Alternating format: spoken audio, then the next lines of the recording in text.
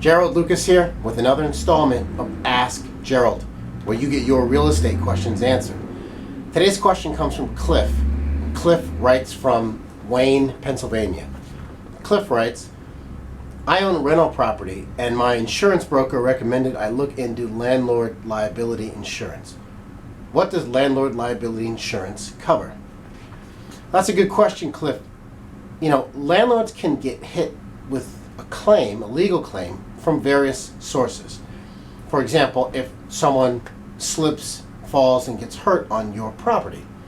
Now, not to be confused with homeowners or property owners insurance, landlord liability insurance covers the costs associated with your legal defense as a landlord.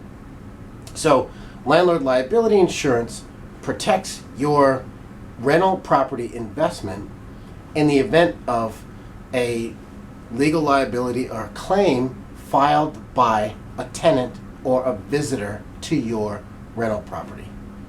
Thanks for your question, Cliff. Good luck. For more real estate information and tips, visit my blog at geraldlucas.com.